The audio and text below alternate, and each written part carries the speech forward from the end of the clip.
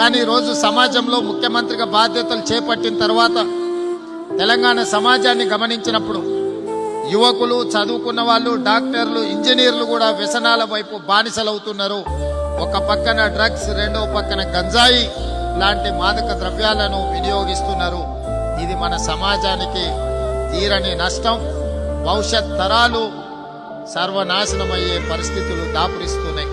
అందుకే మిత్రుడు సతీష్ గారిని నా విజ్ఞప్తి, ప్రతి ఆదివారం మీ ప్రార్థనలో తప్పకుండా ఈ సమాజానికి గంజాయి, డ్రగ్స్ పీడ విరగడి కావడానికి అవసరమైన సూచనలు మీరు భక్తులకు ఇవ్వడం ద్వారా ఒక సందేశాన్ని ఈ దేశంలో ఉన్న 140 కోట్ల జనాలకు చేరే విధంగా మీరు ఒక సామాజిక బాధ్యతను తీసుకోవాలి. మీ జన్మదినం రోజు ఈ బాధ్యతను మీరు తీసుకుంటారని ముఖ్యమంత్రిగా నేను భావిస్తున్నా. రాష్ట్ర ముఖ్యమంత్రిగా నేను తీవ్రమైన ప్రయత్నం చేస్తున్నా.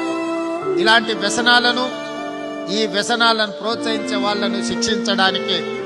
అయినా అది సరిపోవడం లేదు. ఇక దైవం యొక్క ఆశీర్వాదమే కావాలి. దీన్ని నిర్మూలించాలన్నా, దీన్ని నిషేధించాలన్నా, దైవ దూతగా భక్తులకిచ్చే సందేశంలో తప్పకుండా మీరు ఈ అంశాన్ని ప్రస్తావించాలి.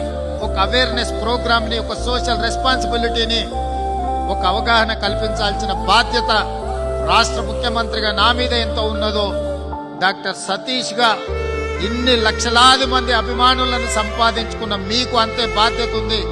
మీరు చెబితే ఈ లక్షలాది అభిమానులు కోట్లాది మందికి మీ సందేశాన్ని చేరవేస్తారు. మీరు ఆ బాధ్యత తీసుకోవాల్సిందిగా నేను సవినయంగా మీకు విజ్ఞప్తి చేస్తున్నా.